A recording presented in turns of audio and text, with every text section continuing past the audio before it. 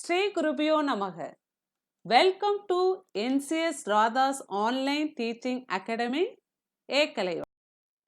In the previous topic, we discussed about characteristics of sound, sound reflection and absorption, and sound needs a medium for propagation. Class 8, Board CBSE. By the end of this chapter, you should be able to state the sound produced by humans, the sound produced by animals, and speed of sound. Place the back of your hand gently against your lips and hum.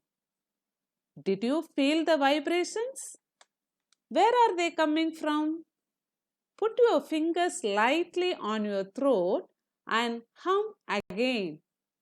The vibrations are coming from two vocal cords that are stretched membranes across the voice box or the larynx in your throat. Thus, we humans need three parts to produce sound. What are they? They are windpipe or trachea, voice box or larynx, and vocal cords.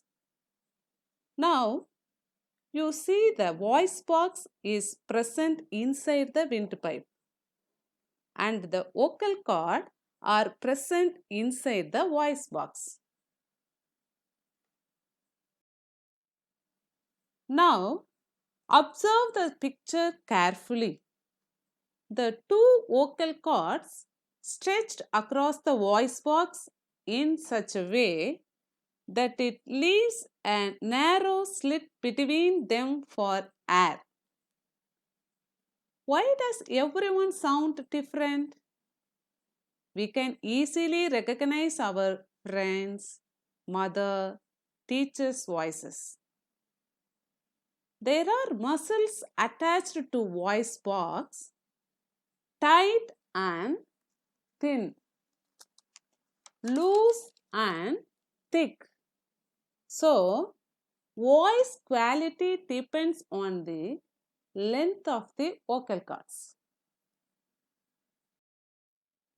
Now, let's see how trachea, larynx and vocal cords work together to produce sound. Air from your lungs moving through the tight vocal cords causes them to vibrate. That causes the air in your throat and mouth to vibrate and sound is produced. The vibrations spread through the air as waves. Then the vibrations reach your ears. They cause your eardrum to vibrate. The vibrations are transferred from our vocal cords to air to our eardrum. These vibrations let us hear the sound produced. How do we hear sounds? We are hearing sound through our ear. Next, the human ear has three parts: the outer ear, the middle ear, and the inner ear. The outer ear and middle ear are filled with air. The inner ear is filled with fluid. We will learn about outer ear, which is also called the sound collector. The outer ear consists of a flap called the pinna, the ear canal, and the eardrum. The pinna funnels sound waves from the air into the ear canal. Sound waves travel down the ear canal to its inner end where they hit the eardrum or tympanum. The next part is the middle ear. The middle ear is also called the sound amplifier. When sound waves reach and hit the eardrum vibrates. When the eardrum vibrates, it transmits the vibrations to three small connected bones called ossicles: the hammer, the anvil, and the stirrup. These bones amplify the vibrations. The eustachian tube connects the middle ear to the throat and the nasal cavity. This connection helps control the pressure in the middle ear. The eustachian tube ensures that the pressure within the ear is the same as the atmospheric pressure on the body. When the atmospheric pressure around us changes suddenly, for example, when we are in an airplane cabin, we feel our ears getting blocked. If the outside air pressure is lower than the pressure of the air trapped in our ears, the eardrum bulges out and causes discomfort. The eustachian tubes can be opened by yawning or chewing and thus releasing the trapped air into the throat. This equalizes the pressure inside and outside the ear and eases the blocked sensation. We learned two parts. What is the next part? The inner ear. The inner ear is also called the sound interpreter. The stirrup vibrates the second membrane called the oval window. This is the beginning of the inner ear. The inner ear is made up of spaces which are all filled with fluid. Vibrations in the fluid transmit to the hair-tipped cells lining the cochlea. These cells interpret the information about the frequency, intensity, and duration of a sound. This information travels along the auditory nerve to the part of the brain that is responsible for hearing.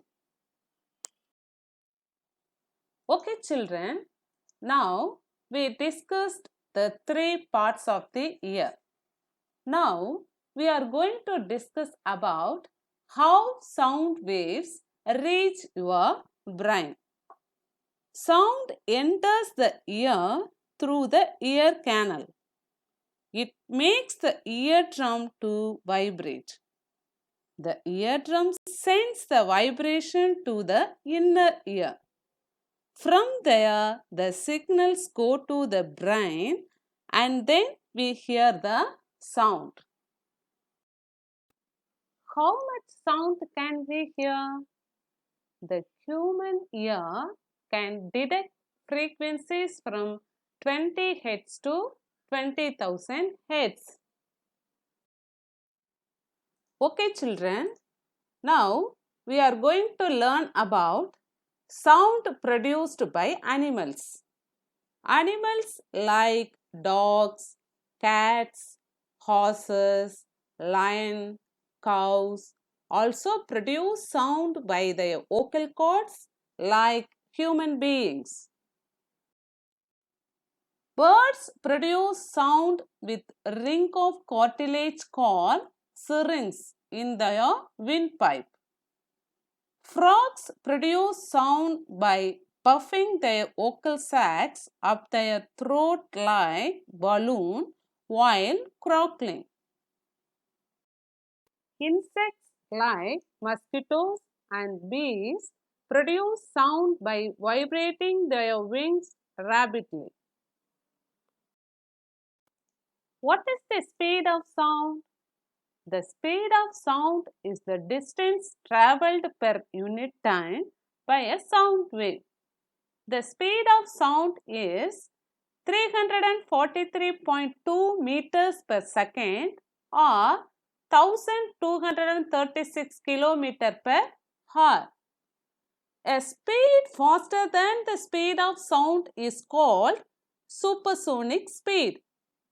When a plane passes this speed, it is called breaking the sound barrier, and this makes a loud noise called a sonic boom.